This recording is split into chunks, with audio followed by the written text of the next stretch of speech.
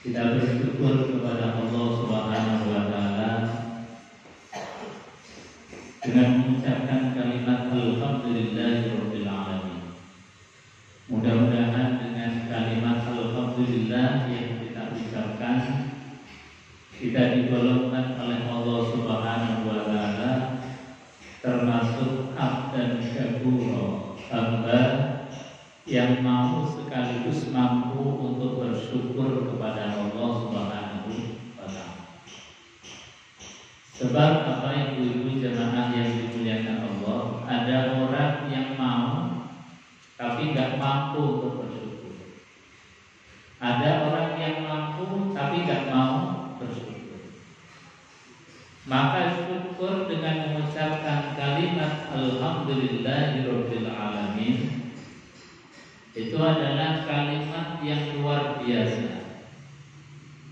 Kalimat yang senantiasa menjadikan diri kita menjadi hamba yang selalu bersyukur kepada Allah Subhanahu wa taala dalam keadaan apapun, baik dalam keadaan senang maupun susah, baik dalam keadaan bahagia maupun duka. Kita bersyukur kepada Allah itu luar biasa. Dan bahkan di antara luar biasanya kalimat alhamdulillah itu bisa dipuji. Kalimat alhamdulillah itu luar biasa manakala kita mengucapkannya dalam keadaan diuji oleh Allah Subhanahu wa taala. Kalau kita sehat, alhamdulillah itu wajar.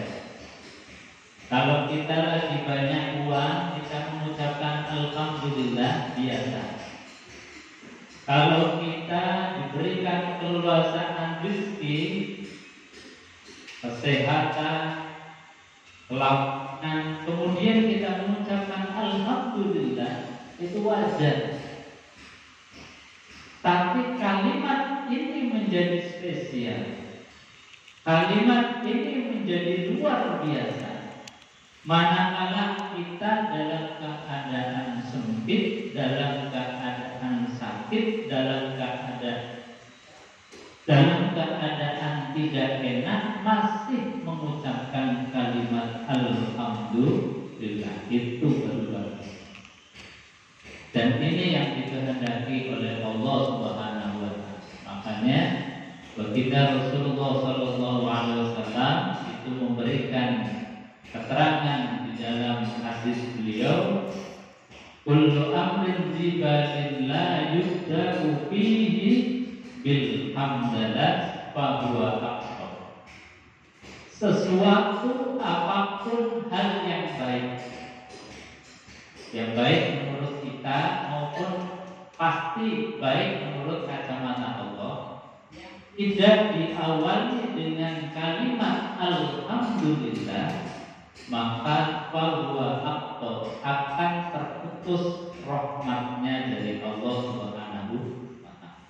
Nah, ini setiapnya kalimat alhamdulillah bisa kita ukur, bisa kita uji manakala dalam keadaan diuji oleh Allah, dalam keadaan sempit, dalam keadaan kita itu berduka. Alhamdulillah menjadi hal yang spesial.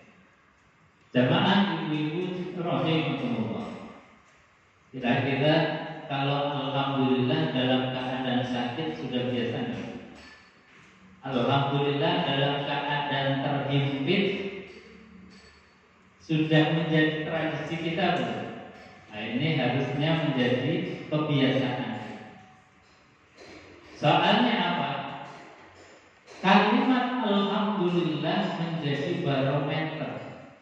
Kalimat alhamdulillah menjadi kunci. Rahasianya seorang ditambahi rahmat dan nikmatnya oleh Allah manakala setiap apapun itu diawali dengan alhamdulillah.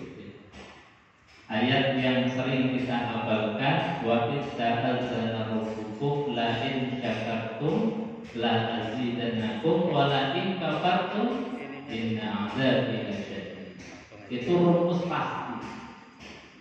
La in syakartum, kalau kalian bersyukur, di antara syukur itu bisa dilihat dengan kalimatnya, dengan ucapannya. Kalau syukur, rumus pastinya adalah la azidannakum, pasti kan? Bukan sebuah pengharapan lagi, tapi pasti akan ditambah nikmatnya oleh Allah. Kepastian ini menjadi hal penting. Setiap apapun langkah perbuatan kita awali dengan syukur husnuzan sama Allah, maka pasti akan ditambah rahmat, keberkahan, nikmatnya dari Allah. Tapi sebaliknya, wala in kafartum, kalau kalian ingkar, kufur itu maknanya dikasih oleh Allah nikmat, tapi disekat seolah-olah nikmatnya itu tidak ada kaitannya dengan Allah.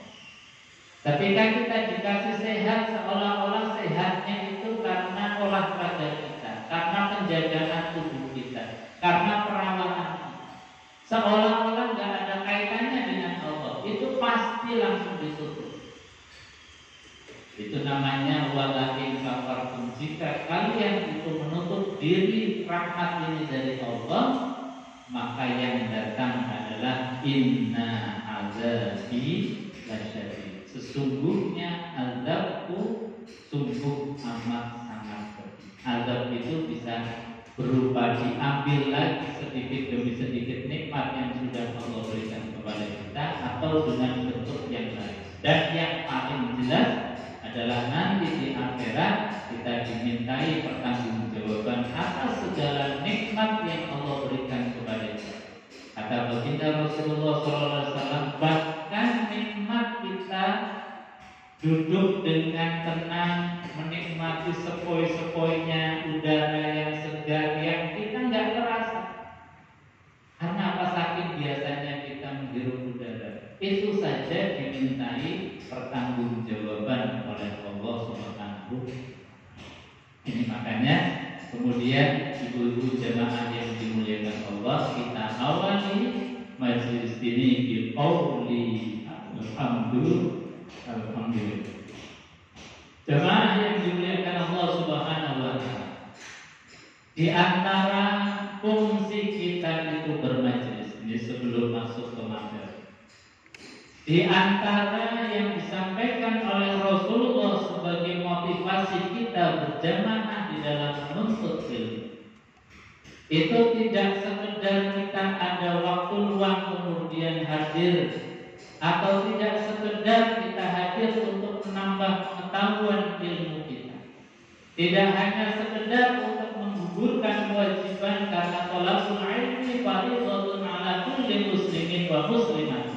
Tidak sekedar itu, tapi kata Rasulullah SAW, ketika kita bermajelis semacam ini, berkumpul untuk mempelajari hukum-hukum Allah, untuk mempelajari syariat-syariat Allah, mempelajari dari tuntunan baginda Rasulullah SAW, saat itulah kita itu diberikan oleh Allah Subhanahu wa taala sesuatu yang mulia, bahkan dijauhkan daripada perkara-perkara yang dibenci oleh Allah Subhanahu wa taala.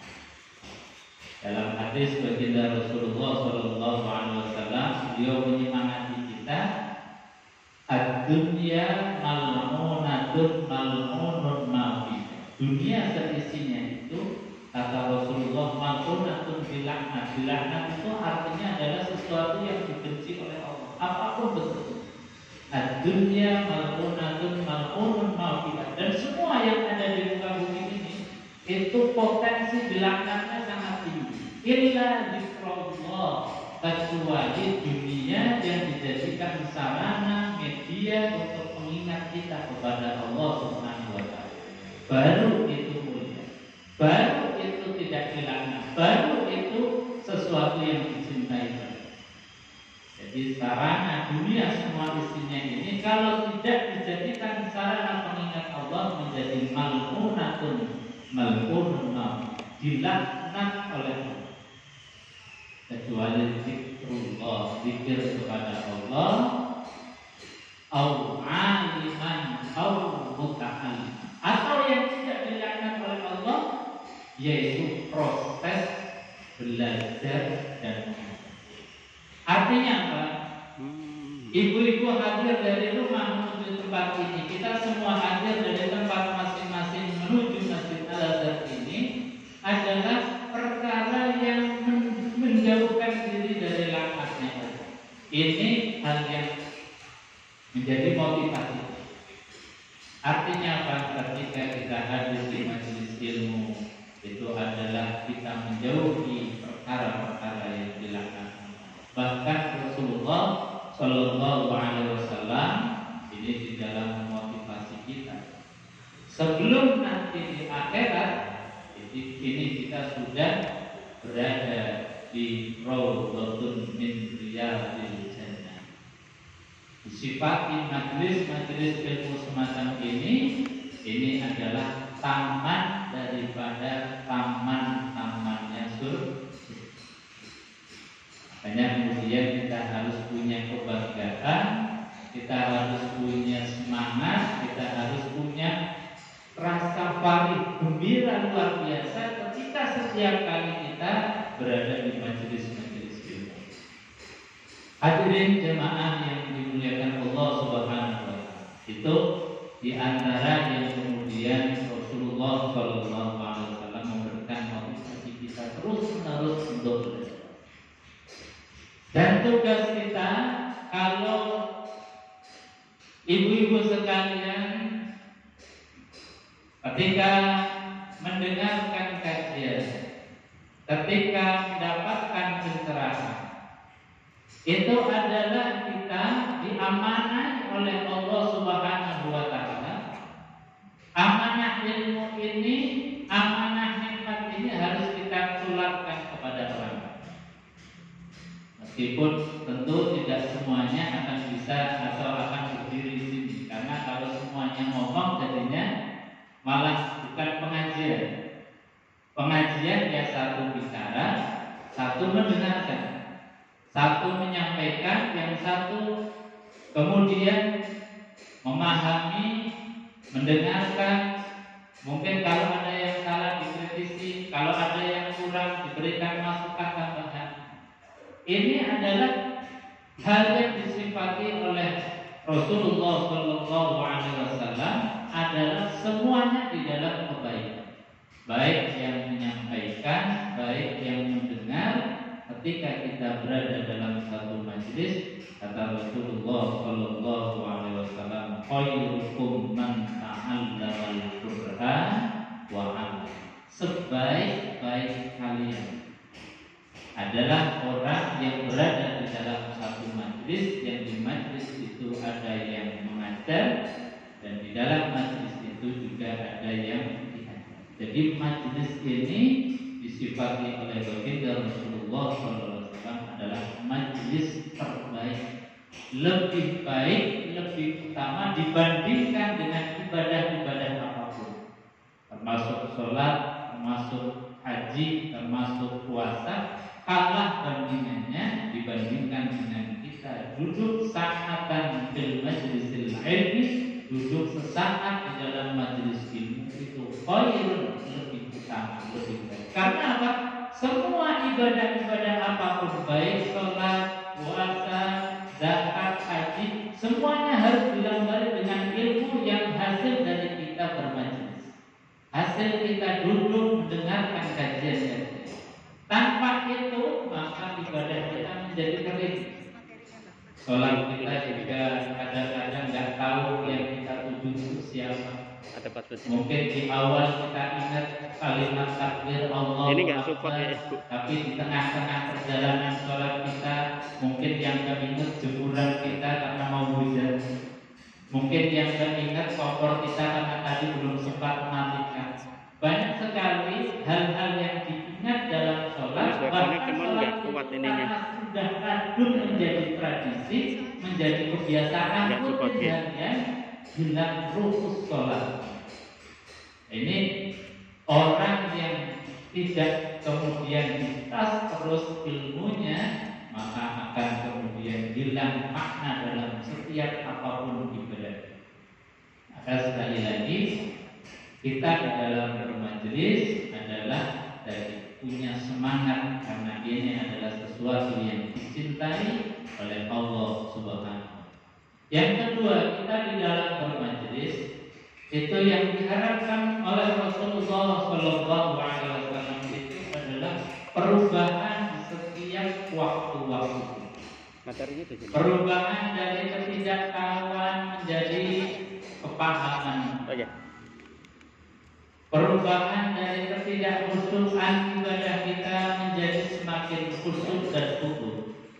Perubahan dari mulai perilaku kita, baik ucapan lisan verbal kita maupun ucapan lewat jari jemari, itu harus ada perubahan konsekuensi logis dari orang yang punya ilmu.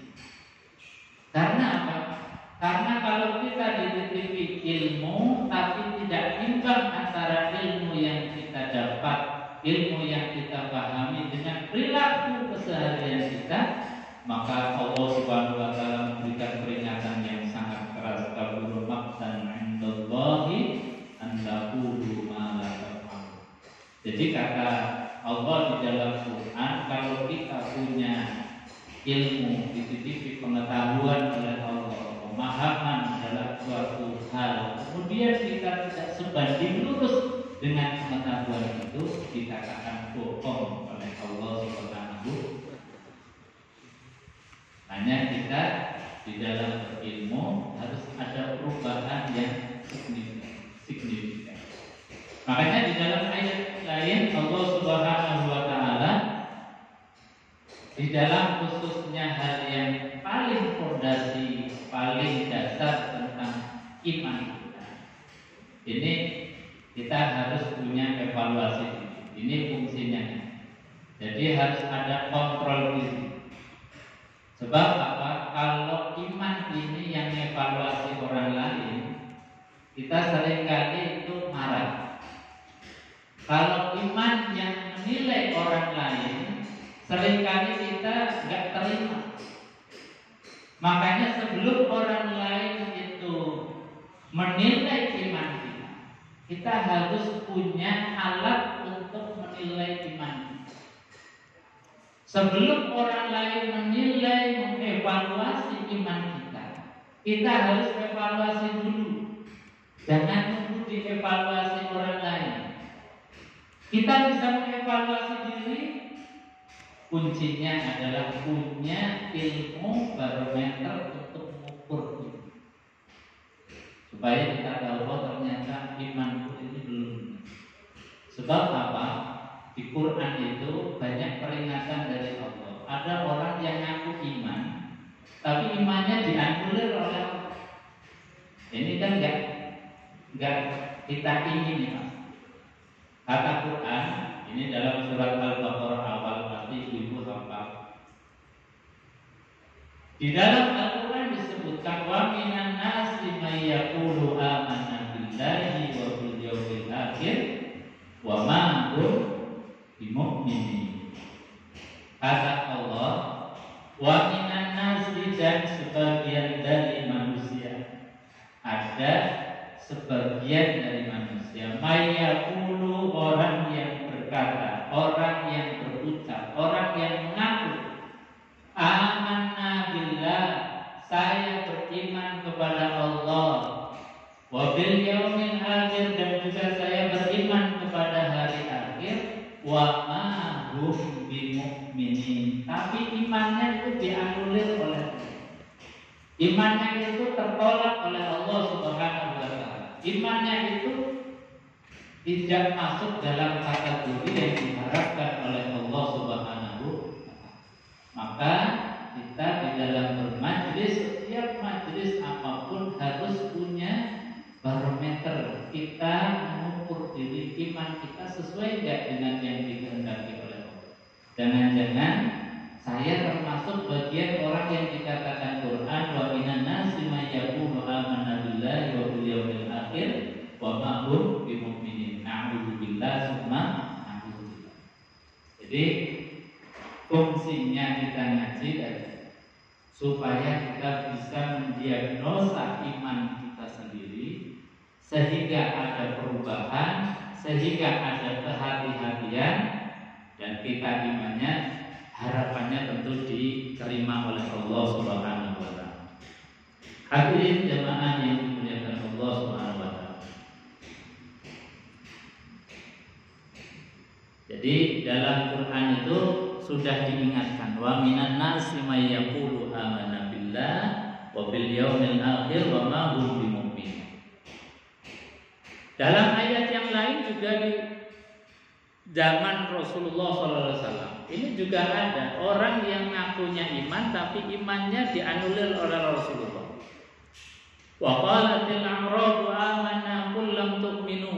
Seorang Arab Badui datang kemudian ngaku beriman kepada Rasulullah SAW. Qul lam tu'minu, maka katakan kepada mereka lam tu'minu, kalian itu belum beriman.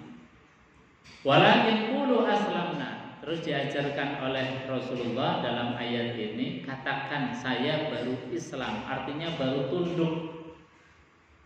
Sebab apa? Walam yadkhulul imanu fi qulubikum. Di antara sebabnya karena belum ada tanda-tanda iman yang masuk ke dalam hati kalian.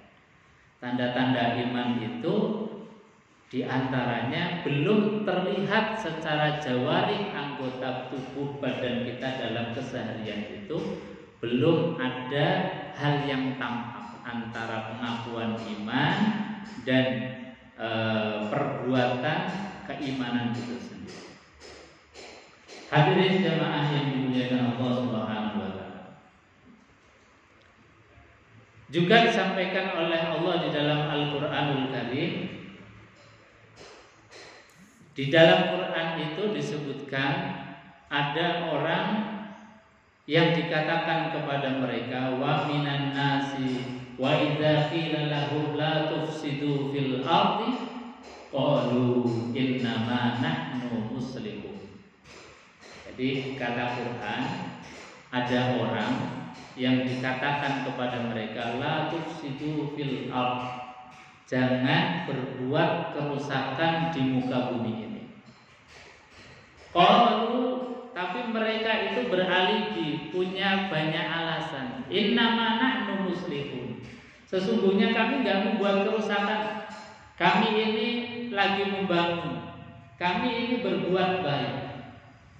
Seringkali orang ketika dikatakan jangan merusak, jangan berbuat kerusakan di muka bumi ini, tapi karena ketidaksadaran dan ketidaktahuannya dia merasa telah berbuat baik. Ini diantara yang diperingatkan oleh Allah di dalam Al-Quran. Nah, kita masuk pada materi tentang qardul hasan. Seringkali kita di dalam ini, khususnya di dalam hal ekonomi, karena kerusakan yang dilakukan oleh manusia itu banyak macam ragamnya, dan ini sudah disinyalir oleh Allah Subhanahu wa taala di dalam Al-Qur'anul Karim. Zaharul fasadu fil barri wal bahr bima kasabat aydin nas.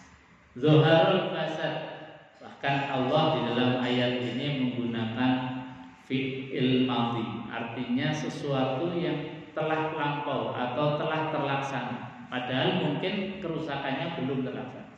Ini sebagai bentuk peringatan Allah bahwasanya kerusakan itu pasti akan terjadi, dan kerusakan itu disebabkan oleh ulah manusia ini sendiri. Zaharul fasad, telah tampak kata Allah. Al-fasad yaitu kerusakan. Bima kasabat aydin nas, yang kerusakan itu disebabkan karena ulah manusia. Nah, kerusakan diantaranya adalah kerusakan sistem ekonomi kita. Kalau kerusakan yang lain juga telah tampak, tapi di dalam hal ekonomi ini juga sangat-sangat tampak sekali. Bisa dilihat indikator-indikator kerusakan secara ekonomi adalah ketika kita lihat dengan kasat mata, yang kaya semakin kaya, yang miskin semakin tambah miskin. Apalagi di era setelah pandemi ini rasanya bahkan di dalam, kalau kita membaca statistik tentang kepemilikan, tentang orang terkaya yang memiliki penguasaan hajat hidup orang banyak, itu bisa dilihat dari beberapa gelintir orang yang menguasai sekian daripada kekuasaan, baik itu kekuasaan dari tanah, kekuasaan ekonomi, kekuasaan macam-macam. Ini diantara indikator-indikator bahwasanya ekonomi ini, kalau kita tidak bendung dengan ekonomi Islam, ekonomi yang berbasis daripada hukum-hukumnya Allah Subhanahu wa taala, maka akan semakin timpang. Maka akan semakin terjadi ketidakadilan, yang kaya semakin kaya, yang miskin akan semakin tertindas. Nah, ini adalah fakta yang terjadi di dalam dunia kita, khususnya hal ekonomi. Karena apa? Kita ini Islam datang dengan memberikan solusi. Kita, kata Allah Subhanahu wa taala, diberikan dan dititipi amanat besar. Amanat besar di dalam peradaban kita itu ada dua kekuatan besar di dalam hal ekonomi, yaitu kekuatan kapitalis dengan semuanya itu diukur dari materi, diukur dari uang.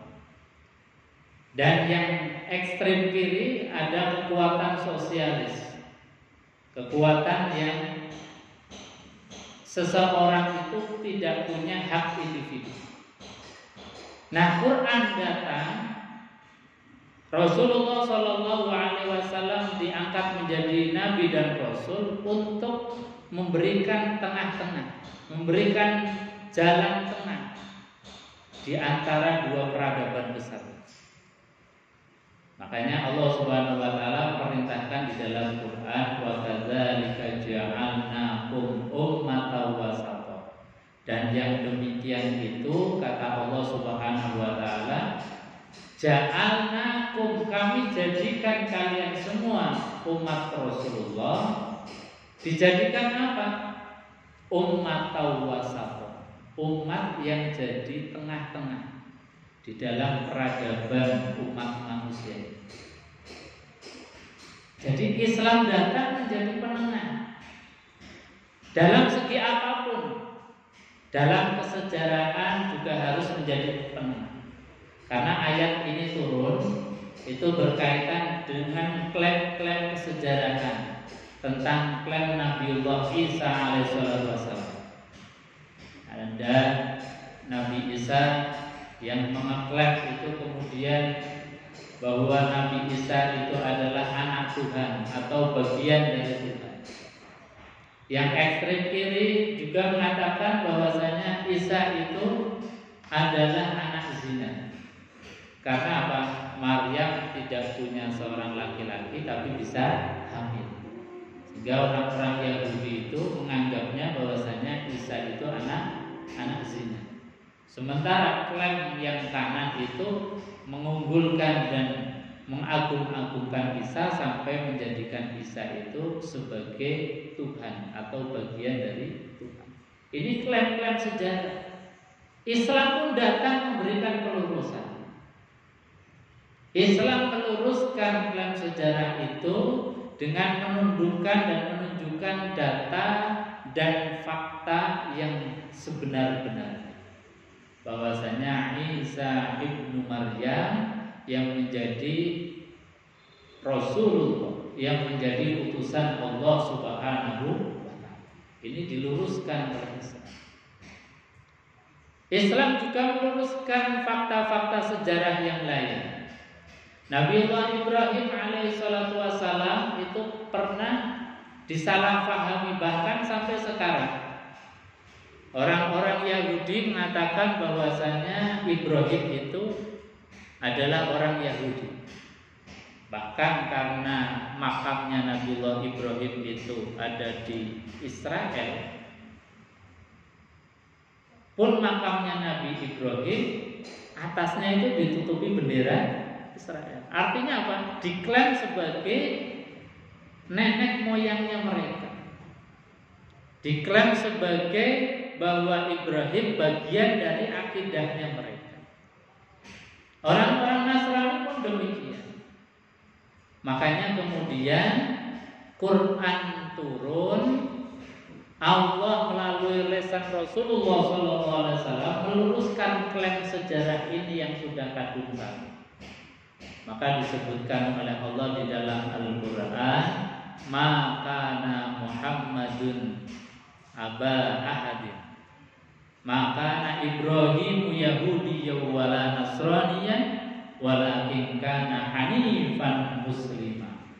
Kata Allah, "Ma kana Ibrahim Yahudiyyan," tidaklah Ibrahim itu seorang Yahudi, wala Nasraniyan, dan tidaklah Ibrahim itu Nasrani, walakin kana hanifan, tetapi Ibrahim itu adalah orang yang hanif, lurus di dalam beragama, di dalam berakidah. Ini Quran dan ini tugas kita. Tugas yang Allah berikan kepada kita, wa kadzalika ja'alnakum ummatan wasata. Kami jadikan kalian umat Rasulullah Muhammad sallallahu alaihi wasallam, jadikan apa? Ummatan wasata, umat yang tengah-tengah, termasuk dalam bidang ekonomi. Jadi ada ekonomi kapitalis, ada ekonomi sosialis. Islam datang untuk mengangkat harkat martabat orang-orang yang termarginalkan, orang yang terpinggirkan secara ekonomi, juga bukan kemudian menghilangkan kepemilikan sama sekali, tidak. Tidak seperti ekonomi sosialis yang orang itu nggak punya hak sama sekali. Tapi dalam Islam orang diberikan hak untuk kepemilikan, tapi juga harus punya rasa empati terhadap orang lain untuk saling berbagi. Bahkan Allah Subhanahu wa taala memberikan satu penghormatan yang sangat besar. Ketika kita dititipi harta oleh Allah Subhanahu wa taala, mau berbagi, mau sharing, mau bersedekah, mau kemudian memberikan orang-orang yang miskin, orang-orang yang termarginal ekonomi diangkat. Itu Allah Subhanahu wa taala sampai membahasakannya dengan qardul hasan atau qardun hasan. Jadi pinjaman yang baik. Seolah-olah Allah ingin mengatakan kalau kalian tak titipi harta kemudian mau berbagi, itu seolah-olah Allah mengatakan kalian itu sedang meminjami Allah Subhanahu wa taala, sedang memberikan pinjaman kepada Allah Subhanahu wa taala. Padahal kita tahu Allah itu Al-Ghani, zat yang maha kaya, yang tidak membutuhkan kita. Tapi ketika Allah Subhanahu wa taala ingin mengangkat derajat kaum miskin, ketika kita membantu mereka, Allah seperti merendahkan dirinya, seolah-olah Allah butuh. Seolah-olah ketika kalian itu bersedekah, itu sebetulnya sedang meminjami aku, kata Allah. Dalam ayatnya, dalam Surat Al-Baqarah ayat 245. Monggo yang bawa Quran bisa dibuka, kita akan kaji ayat yang luar biasa. Allah yang maha al-ghani, yang maha ghani, yang maha kaya, itu sampai merendahkan dirinya seolah-olah Allah butuh terhadap pinjaman. Padahal yang kita keluarkan itu juga rezeki dari Allah. Yang kita sedekahkan itu juga harta dari Allah. Tapi ketika kita memberikan kepada orang lain, bahasanya Allah, barang siapa yang memberikan pinjaman kebaikan, meminjami aku, kata Allah. Ini kan seolah Allah betul-betul merendahkan diri di hadapan kita yang seperti orang kaya. Padahal kita memberi itu juga harta dari Allah, kita ngasih orang lain juga uang dari Allah Subhanahu wa ta'ala. Ini sampai sebegitunya. Hanya dalam ayat ini luar biasa. Kalau kita renungkan, kalau kita hayati, ini kita bisa betul-betul syukur di hadapan Allah. Allah mengatakan, man dzalladzi yuqridullaha qardan hasana. Kata Allah, man dzalladzi, barang siapa yang memberikan pinjaman sama Allah, qardan hasana, dengan pinjaman yang baik. Artinya barang siapa yang dititipi harta oleh Allah, kemudian hartanya disedekahkan, hartanya diinfakkan, hartanya digunakan untuk membantu orang lain, itu namanya qardun hasanah, membantu Allah, meminjami Allah.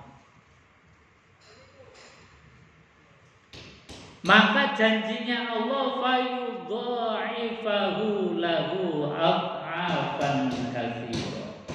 Maka pasti Allah akan melipat gandakan baginya.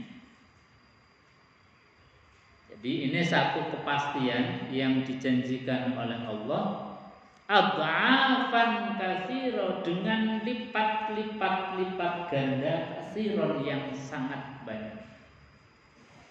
Ini Allah yang maha kaya, di hadapan kita yang dititipi harta, seolah-olah Allah tidak punya apa-apa, dan Allah sangat senang sekali ketika ada orang membantu yang lain. Ketika kita berinfak sedekah zakat, itu Allah luar biasa, bahkan menjanjikan fayudha'ifahu lahu ad'afan katsira.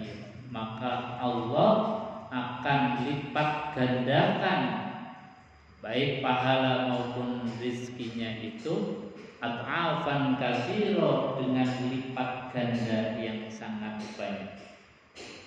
Hadirin ibu-ibu jamaah yang dimuliakan Allah. Nah, ketika ayat ini turun, itu ada 3 respon yang dilakukan baik oleh orang-orang kafir Quraisy yang didakwai oleh Rasulullah, maupun respon yang dilakukan oleh orang-orang mukmin. Nah, 3 respon ini yang harusnya kita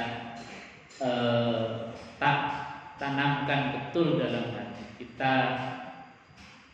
Jangan sampai kemudian kita merespon ini seperti respon-responnya orang-orang kafir. Maka di dalam kitab tafsir disebutkan, di antara 3 respon ini, satu responnya orang-orang Yahudi ketika ayat itu tadi turun. Ayat yang mengatakan bahwasanya man dzalladzi yuqridullaha qardan hasanah, barang siapa yang meminjamkan kepada Allah, menghutangi kepada Allah, qardun hasanah, dengan hutangan yang baik. Ini responnya orang Yahudi mengatakan bahwasanya, oh, Tuhannya Muhammad itu miskin, Tuhannya Muhammad itu gak punya apa-apa sampai minta kepada kita, sampai minta kepada makhluk. sampai minta kepada manusia. Lah ngapain kita ngikut Tuhannya Muhammad yang miskin itu? Makanya di dalam surat Ali Imran itu disampaikan oleh Allah gambaran dan kalimatnya orang Yahudi yang merespon ketika ayat man dalladzi yuqridullaha qardan hasanah. Apa kalimat yang disampaikan oleh Allah yang diucapkan oleh orang-orang Yahudi? Dalam surat Ali Imran ayat 181 Allah sampaikan laqad sami'a Allahu qaulal ladzina qalu innallaha faqirun wa nahnu aghniya. Kata Allah, laqad, sungguh benar-benar, yakin betul. Ini ayat diawali dengan taukid penguat yang double berkali-kali. Maknanya apa? Kalau para mufassir ahli tafsir ini menjelaskan kalau ada ayat diawali dengan taukid, bahkan taukidnya itu bisa berulang-ulang. Sudah ada lam taukid ditambah dengan qad. Itu diantara maknanya Allah betul-betul duka, Allah sangat marah, Allah sungguh-sungguh gak terima atas ucapan orang-orang Yahudi itu atau siapapun yang kemudian merespon ayat tadi dengan kalimat Tuhannya Muhammad itu miskin. Allah sampaikan laqad, sungguh benar-benar sami'a Allah telah mendengar qaulal ladzina, yaitu ucapan orang-orang qalu yang mereka mengatakan innallaha faqir, sesungguhnya Allah itu miskin. Buktinya tadi ayat man dalladzi yuqridullaha qardan hasanah. Jadi dianggapnya Allah itu miskin, Allah itu minta-minta, Allah itu mau hutang sama kita. Padahal apa? Ayat itu sebetulnya Allah ingin menunjukkan Allah yang maha ghani, maha kaya, yang tidak butuh terhadap apapun dari kita saja. Ketika ada orang memberikan kepada orang lain, membantu orang lain, itu Allah mengatakan itu sebetulnya orang lagi menghutangi saya. Artinya apa? Allah itu merendahkan diri di hadapan orang-orang kaya yang suka berderma. Allah merendahkan diri di hadapan kita yang ahli sedekah, yang ahli derma, yang ahli infak, yang gak tega kalau ada saudaranya itu untuk makan saja susah. Ketika kita itu punya hati semacam ini, gak kuat, gak tega kalau ada saudaranya untuk berobat susah, untuk menyekolahkan anak susah, untuk usaha susah, kemudian punya rasa empati. Allah sampai-sampai merendahkan diri terhadap orang-orang yang punya sifat itu. Sampai seolah-olah Allah butuh, sampai seolah-olah Allah ini ingin dipinjami oleh mereka. Ini kan luar biasa. Jadi Allah yang maha kaya, tapi di hadapan orang-orang yang lomo, orang-orang yang suka membantu, Allah itu seperti ngemis-ngemis bahasa kita, atau minta dibantu, minta diberikan pinjam. Ini kan diantara Allah itu takriman di agniya. Allah sebetulnya memuliakan para agniya. Kita-kita yang dititipi oleh Allah harta, tapi tidak pelit, tidak bakhil, suka berbagi kepada siapapun. Ketika ada orang butuh, rasanya nggak tega kalau nggak bantu. Ketika ada orang itu misalnya mau makan susah, rasanya tergerak. Ini luar biasa, dimuliakan Allah Subhanahu wa ta'ala.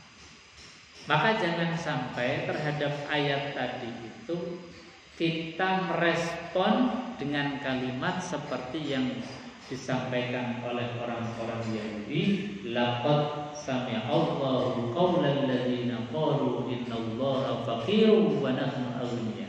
Allah itu fakir kata mereka. Wa nahnu aghniya, dan kami adalah orang-orang kaya. Wah, ini kan luar biasa sombongnya. Sudah ngata-ngatain Allah itu miskin, kemudian ujub dan sombongnya keluar, wa nahnu aghniya. Dan kami, kata orang-orang Yahudi, kami ini orang-orang kaya. Bahkan dibandingkan dengan Tuhannya Muhammad saja, Tuhannya Muhammad gak ada apa-apanya dengan kita. Ini kan respon yang berlebihan dan memang tidak sewajarnya. Karena memang Allah Subhanahu wa ta'ala adalah zat yang ghaniyun, zat yang maha kaya, yang tidak butuh apa-apa, apalagi harta kita. Bahwa harta kita itu sejatinya, hakikatnya dari Allah Subhanahu wa ta'ala. Jemaah yang dimuliakan Allah, ini respon yang pertama. Respon yang kedua, mendengar ayat ini,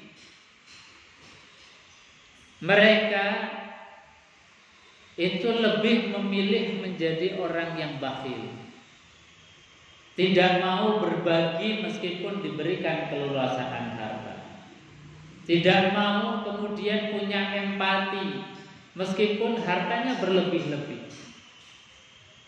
meskipun hartanya untuk 7 turunan barangkali tidak habis, tapi mereka memilih bakhil, tidak mau berbagi dan lebih mementingkan dunia, seolah-olah dengan dia menguasai dunia, banyak harta nggak akan pernah mati. Akhirnya apa? Nggak mau berbagi, nggak mau share, nggak mau kemudian membantu orang lain.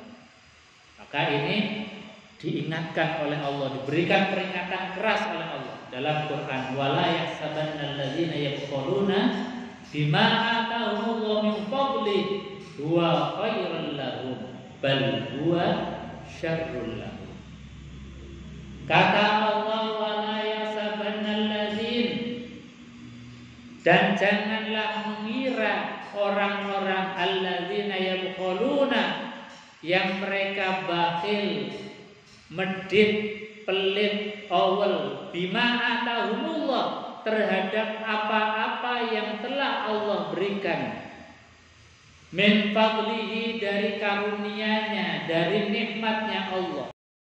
Mereka menyangka huwa khairul lahum, yang seperti itu dianggapnya baik. Jangan pernah mengira, kata Allah, orang pelit, orang medit, orang yang gak mau berbagi, jangan pernah punya anggapan hal yang seperti itu adalah hal yang baik. Tidak akan pernah ada baiknya ketika kita dititipi Allah kemudian menahan harta itu tidak sampai kepada hak-haknya, tidak sampai kepada orang yang punya hak terhadap Allah, pemberian Allah terhadap kita. Karena pada hakikatnya wa fi amwalihim haqqul lisail wal mahrum. Wa fi amwalihim, dan dari harta mereka haqqul lisail, ada haknya orang yang minta-minta, wal mahrum, atau ada haknya orang yang sebetulnya butuh tapi karena menjaga muruahnya tidak mau minta-minta. Jadi dalam harta kita, wa fi amwalihim, harta kita yang Allah titipkan, apapun bentuknya, baik yang menempel di tubuh kita, ada hakul lisail wal mahrum. Haknya dari nikmat atau harta yang ada di tubuh kita, misalnya kita diberikan mata oleh Allah, ada haknya orang lain, baik orang lain itu minta kepada kita maupun tidak. Maka berilah pandangan dari mata kita itu dengan pandangan yang sejuk, dengan pandangan yang membangkitkan semangat, bukan pandangan yang sinis, bukan pandangan yang memvonis. Artinya apa? kalau kita mandang orang itu dengan pandangan sini saja, itu berarti kita belum memberikan hak kita kepada orang lain. Ketika kita dititipi oleh Allah harta berupa mulut kita, maka berikanlah haknya orang lain yang ada di hadapan kita dengan ucapan yang baik, dengan ucapan yang rahmat, dengan ucapan maaf atau pemberian maaf, atau dengan doa-doa kita. Ini haknya mulut lisan kita.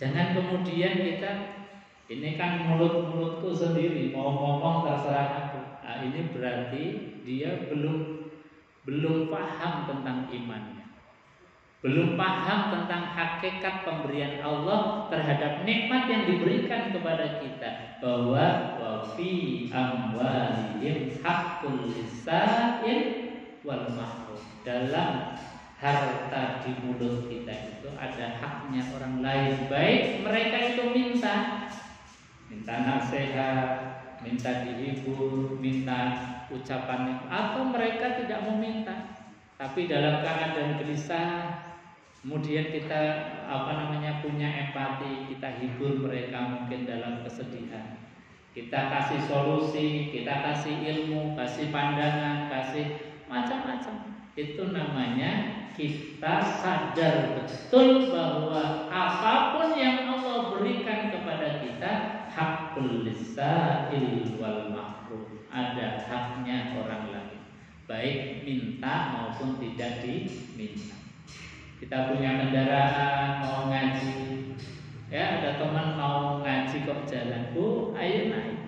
Karena apa? Karena kita punya kesadaran, meskipun teman kita, tetangga kita nggak minta untuk dinaikkan, tapi hakikatnya kata Allah hakul lisail wal mahrum. Ada tetangga kita anaknya sakit, mau berobat ke rumah sakit nggak ada yang nganter, harusnya kita punya kesadaran hakul lisail wal mahrum.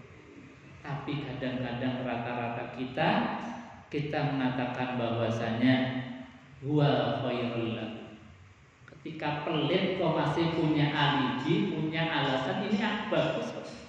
Ini mobilku sendiri. Ngomong juga sembarangan, ini mulutku sendiri. Berarti dia belum punya kesadaran tentang hakul lisail wal mahrum. Makanya kita ini kemudian jangan sampai juga ketika mendengar ayat tadi kita punya sikap seperti orang-orang yang bakhil. Wala yahsabanna alladziina yabkhuluna bima ataahumullahu min fadli wa huwa khairul lahum. Ini baik kata mereka. Makanya kemudian Allah sanggah, bal huwa syarrul lahum. Itu sama sekali enggak ada kebaikan ketika kalian bakhil, ketika kalian itu pelit, ketika kalian itu menahan harta yang Allah berikan. Bahkan itu hal-hal yang semacam itu adalah huwa syarrul lahum. Itu sangat-sangat jelek bagi kalian. Artinya apa? Ketika kita memang dititipi harta oleh Allah, jangan punya prasangka ketika kita bakhil menahan diri untuk berbagi itu perkara yang baik. Karena itu kata Allah, bal huwa syarrul lahum. Itu sangat-sangat jelek bagi mereka. Sayutawwaquna ma baghilu bihi yaumal qiyamah. Bahkan Allah Subhanahu wa taala memberikan peringatan keras. Sayutawwaquna, maka pasti akan aku ikatkan di leher mereka. Ma baghilu, apa-apa yang mereka bakhilkan, apa-apa yang mereka itu tidak mau berbagi, tidak mau memberi, tidak mau kemudian saling membantu. Yaumal qiyamah, pada hari kiamat. Jadi harta-harta tadi yang kita awal itu nanti di akhirat akan dikalungkan di leher kita, kata Allah. Sayutawwaqun, pasti akan aku lilitkan di leher pada hari kiamat.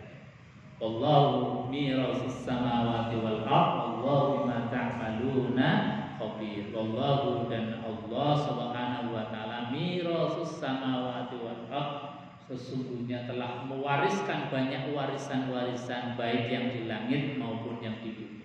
Maka kita tidak usah pernah khawatir bahwa kita tidak akan mendapatkan bagian rahmatnya Allah, karena Allah memberikan warisan-warisan, tinggal ikhtiar kita. Ketika kita diberikan oleh Allah harta, ketika kita diberikan oleh Allah keutamaan fadilah atau rizki, maka jangan sampai rizki itu ada sekat atau membatasi kita dari rahmatnya Allah Subhanahu wa ta'ala. Ini respon yang kedua. Respon yang ketiga, yang ini harusnya menjadi sikap batin dan sikap perilaku kita. Ketika Allah mengatakan ma'adzalladzi yuqridullaha qardan hasanan fayudha'ifahu lahu 'adafan katsira. Kita harus punya sikap ini, dan ini sikap yang dilakukan oleh orang-orang mukmin di zaman Rasulullah Shallallahu Alaihi Wasallam. Apa itu? Mendengar ayat ini mereka kaum muslimin berlomba-lomba di dalam berdoa. Ayat ini turun menjadi motivasi mereka luar biasa. Mereka paham dan mereka punya pemahaman bahwa memang harta ini bukan milik kita, ini titipan Allah Subhanahu wa ta'ala. Maka mereka punya sikap alladzina yunfiquna fis sarra wad dharra, yaitu orang-orang yang yunfiquna fis sarra wad dharra, yang berinfak itu dalam keadaan apapun. Suasana batin, suasana ekonomi enggak mempengaruhi menjadikan kita orang yang lomo. Jadi berinfaknya tidak menunggu kondisi ketika kaya. Berinfaknya tidak menunggu kondisi ketika ada. Dalam keadaan sempit pun punya potensi dan punya kesempatan sama untuk berinfak. Makanya disifati oleh Allah alladzina yunfiquna fis sarra wad dharra, orang yang berinfak dalam keadaan lapang maupun dalam keadaan sempit. Lapang yang mungkin dengan harta kita, dengan keadaan sempit kita sedekah infaknya dengan berupa hal yang lain. Bisa qaulun ma'ruf wa maghfirah khairun min shadaqatin yatba'uha adza. Kata Allah, kalau kita dalam keadaan sempit harta pun masih bisa bersedekah. Bahkan qaulun ma'ruf, ucapan yang baik, wa maghfirah, dan permohonan maaf, khairun, lebih baik min shadaqati yatsba'uha adza, dibanding sedekah tapi masih menyakiti hati orang yang kita kasih. Kadang kita merasa punya, merasa memiliki, yang ngasih sih ngasih, tapi di belakang yang ngomelnya minta ampun. Kita ngasih sih ngasih, tapi kadang jelekit menyakiti orang yang kita kasih. Ini nggak boleh. Bahkan yang demikian itu batal semuanya, rontok semuanya itu sedekah kita. Nggak ada manfaat, nggak ada fungsinya sama sekali. Dalam ayat yang lain Allah mengingatkan orang-orang yang ngasih sih ngasih, tapi menyakiti hati orang yang menerima. Itu diingatkan oleh Allah. Ya ayyuhalladzina amanu la tubtilu shadaqatikum bil manni wal adza.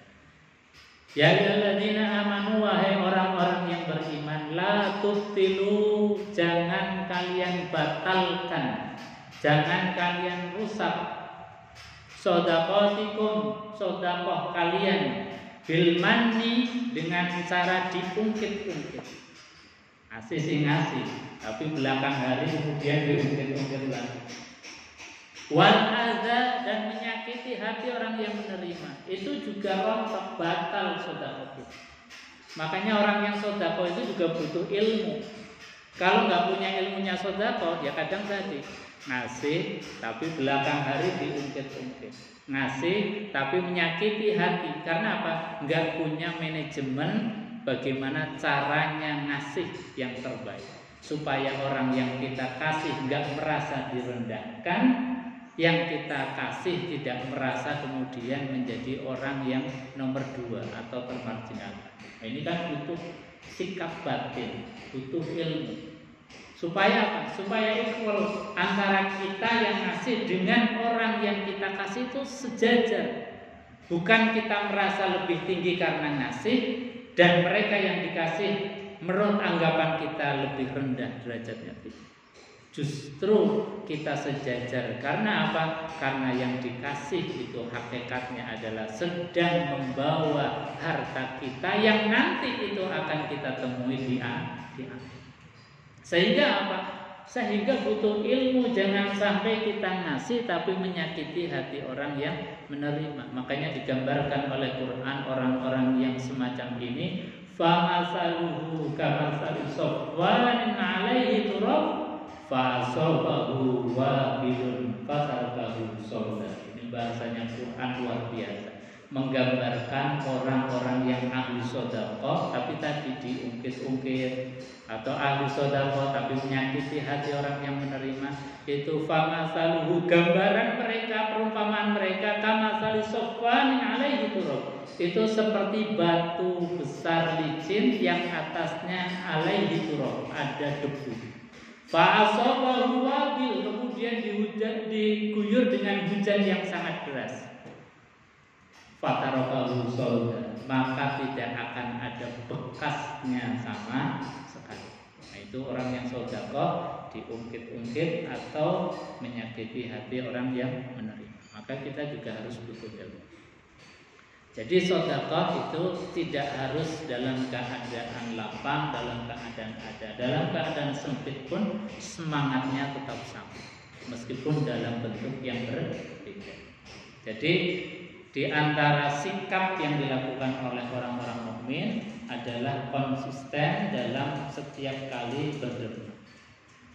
Bahkan Allah Subhanahu wa taala di dalam ayat yang lain memberikan inspirasi kepada kita, lan tanalul birra hatta tunfiqu mimma tuhibbun. Tidaklah termasuk kebaikan kata Allah, hatta tunfiqu mimma tuhibbun, sampai kalian itu berinfak dengan sesuatu yang paling kalian senangi. Jadi kalau kita itu belum pernah berinfak dengan yang paling kita cintai, itu berarti kita belum sampai kepada derajat al-bir. Kalau kita itu ngasih tapi sesuatu yang sisa dari kita, atau mungkin recehan kita, sesuatu yang mungkin sudah nggak berguna lagi bagi kita, itu bukan atau belum termasuk al-bir dalam pandangan Allah. Kata Allah di dalam awal ayat juz 4 awal, itu bisa dilihat. Allah mengatakan lan tanalul birra, tidak sampai kepada tingkat albir, tidak mendapatkan derajat albir, hatta tunfiqu, sampai kalian berinfak mimma tuhibbu, terhadap apa yang kalian senang.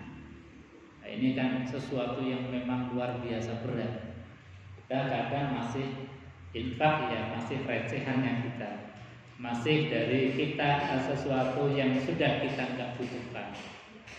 Nah, ini tentu itu bagus, tapi belum pada tingkat albir yang dikehendaki oleh Allah Subhanahu wa ta'ala. Hadirin jemaah yang dimuliakan Allah Subhanahu wa ta'ala, ini kisah nyata. Sebagai penutup dalam kajian ini, kisah nyata ketika ayat ini turun, ini diriwayatkan dari Abdullah bin Mas'ud, yang disampaikan oleh Ibnu Abi Haytham, meriwayatkan adalah sahabat Rasulullah SAW, namanya Abu Dahdah Al-Ansari.